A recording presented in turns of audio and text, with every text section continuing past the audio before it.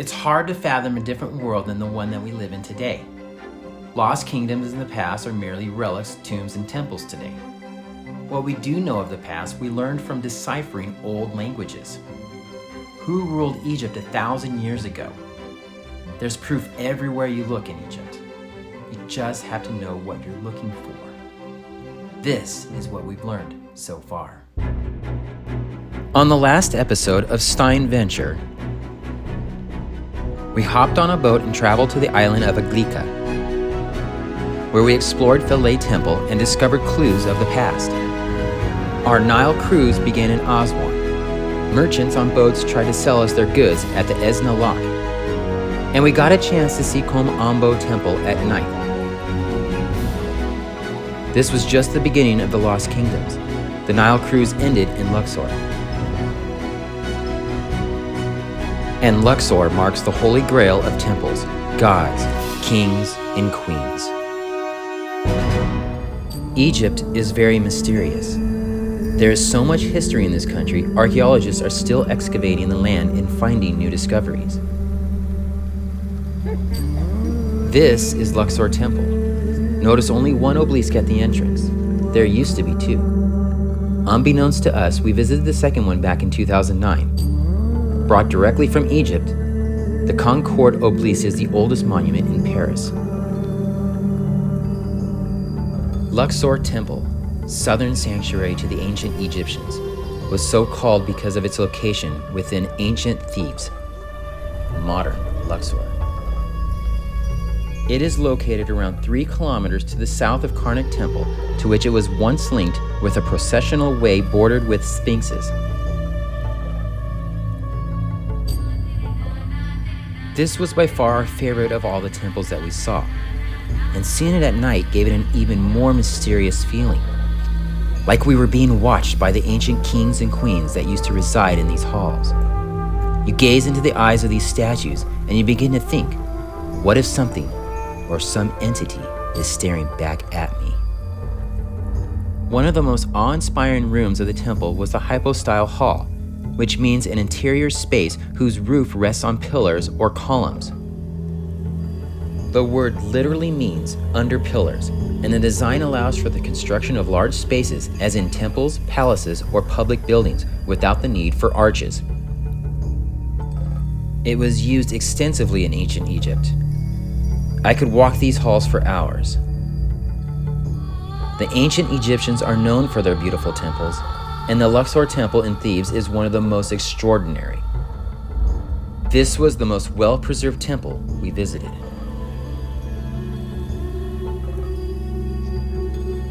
The ancient walkway, known as the Avenue of the Sphinxes, but also dubbed the Way of the Rams and the Path of the Gods. It connects the famous Karnak and Luxor temples in what was the city of Thebes, which used to be Egypt's capital in antiquity. Lined with statues of rams and sphinxes on pedestals, the ancient road in Luxor stretches for several miles and had been under excavation for more than 50 years. Our itinerary for today was a busy one. Our first stop was Colossi of Memnon, 2 monumental statues representing Amenhotep III of the 18th dynasty of Egypt. Little of it remains today except for the 2 colossal statues which once stood at its gates. Hatshepsut, the queen who became pharaoh, built a magnificent temple directly across the Nile from Karnak Temple. The temple consists of 3 levels, each of which has a colonnade at its far end. Mummy-formed statues of Hatshepsut as Osiris, the god of the dead, lean against its pillars. There are many guardians roaming the temple. We were lucky enough to hire one who gave us great insight to the temple. The Temple of Hatshepsut is not only a memorial temple that honors Queen Hatshepsut, it is also one of the greatest Egyptian architectural achievements. The Egyptian monarch had the duties to honor their gods and pharaohs and preserve their memory until eternity through the construction of tombs and temples.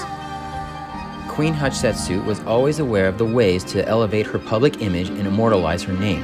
The mortuary temple achieved both ends.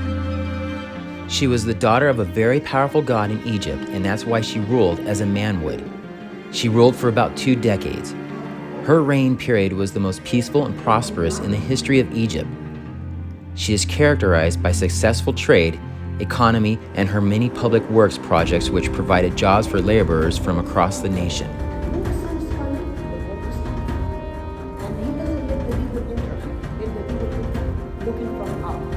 Egypt is a beautiful wonder of the world.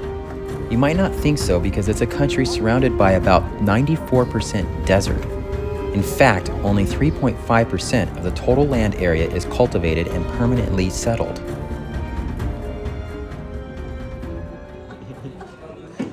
And just like the end of an amusement park ride, we are thrown into the vast quantity of high-pressured gift shop owners.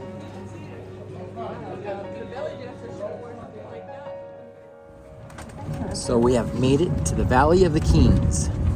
You ready to see some tombs? I'm ready to see some tombs, and we have a very special tomb coming up at number 6. Number 6. Stay tuned. Stay tuned. This is the Valley of the Kings, a giant cemetery for the pharaohs of Egypt. Kind of creepy if you think about it. I wonder if we were being watched by some worthy spirits as we make our way to each tomb.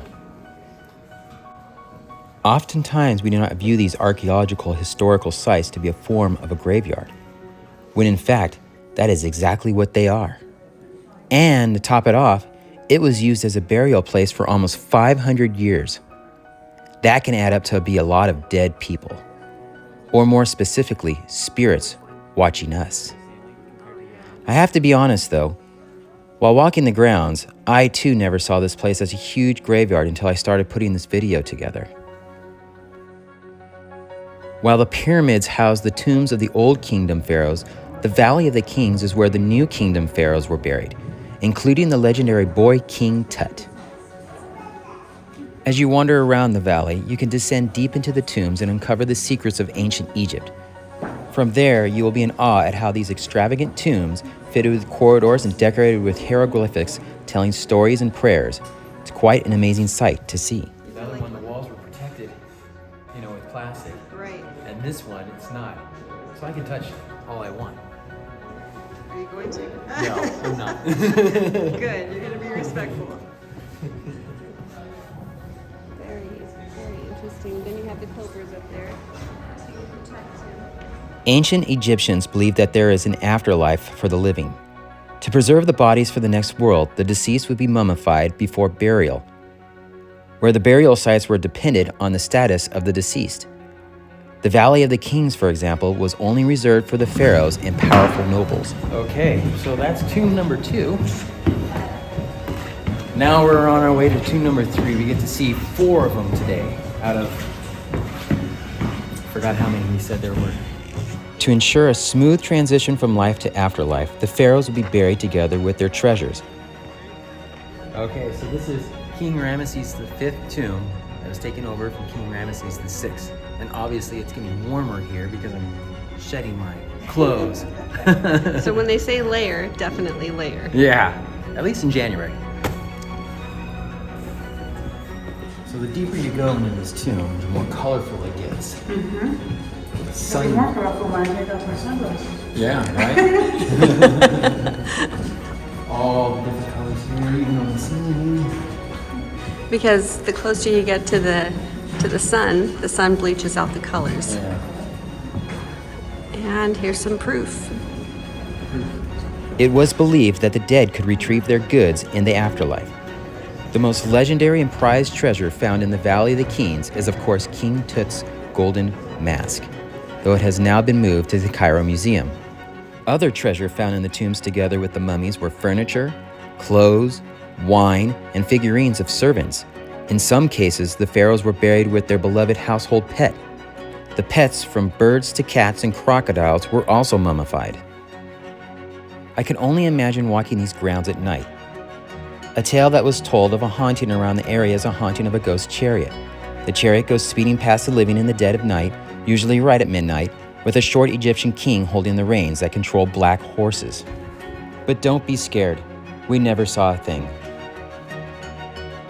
Down the street from the Valley of the Kings, a small Alabaster shop is hard at work producing some unbelievable handmade pottery. Alabaster is a massive variety of gypsum. which occurs in transparent crystals with swallow-tailed structures. Alabaster is a well-known crystal which heals its wearer against tension, headache, lack of concentration, and problems related to painful joints. It is believed that these crystals can also be used to lighten up the hormonal imbalance in the body. Psychologically, it is considered that alabaster stones can prevent its wearer from an outburst of emotions and anger. Right away, they put us straight to work. It was fun carving into the alabaster, and there's definitely a technique in creating that perfect bowl or vase.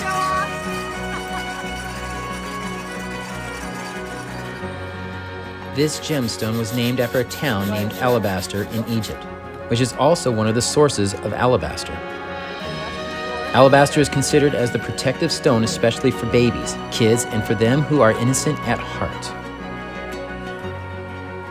Egyptians' hospitality is very comforting, and as much as I like to stay, we need to travel to the other side of Luxor before the sun sets. Luxor is one of Egypt's most precious inheritance when it comes to Egyptian ancient civilization. With a vast number of incredible ancient monuments, one of Luxor's great temples is the Karnak Temple.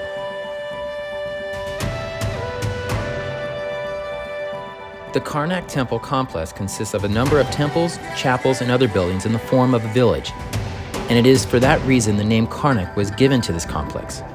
In Arabic, Karnak means fortified village.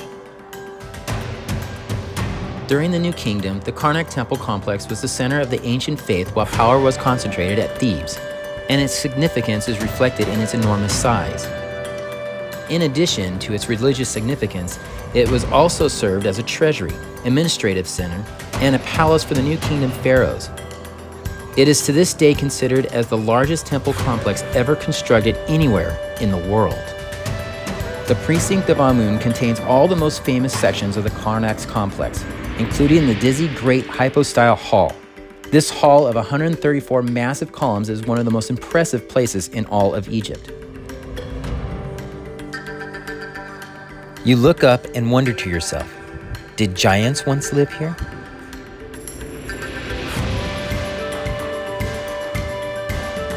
Temples played an important role for ancient Egyptians who used the structures as a way to pay homage to gods and goddesses, worship their pharaoh, and perform rituals. This little area are lost pieces of the Karnak complex. It's like a jigsaw. To this day, they are still finding pieces that match and putting them together. The Karnak Temple you visit today might look totally different on your next visit. This is the Temple of Khonsu. Khonsu was the son of Amun and Mut. He was the moon god depicted as a man with a falcon head wearing a crescent moon headdress surmounted by the full lunar disk.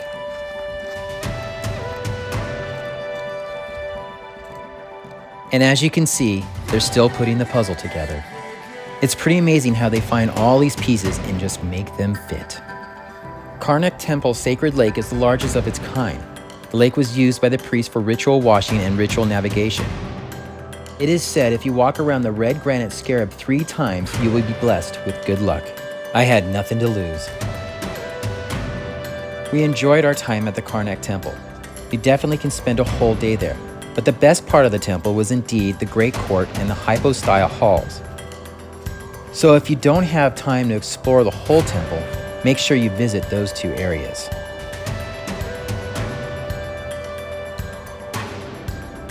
And remember, Alexander the Great had a significant role in Egypt. Look for his depictions as an Egyptian pharaoh among the Egyptian people in the chapel. The city of Luxor was absolutely amazing.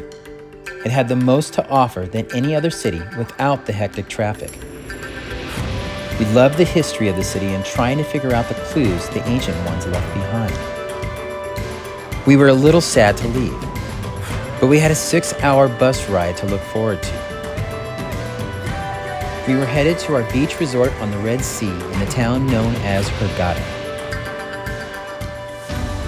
On the next SteinVentures, after a long, exhausting bus ride through the desert, we finally reached Hurghada, an oasis on the Red Sea. We check into our resort. We take a dive into the warm, amazing underwater world of this ancient sea. and party with the locals. We venture into Old Hurghada and visit an old fish market. We wander the dusty streets and are introduced to our dinner for the evening. Our wonderful Egyptian trip is coming to an end. And what better way to end it than to ride off into the sunset? If you liked this episode of SteinVentures, please subscribe to my channel and push the like button. Thank you.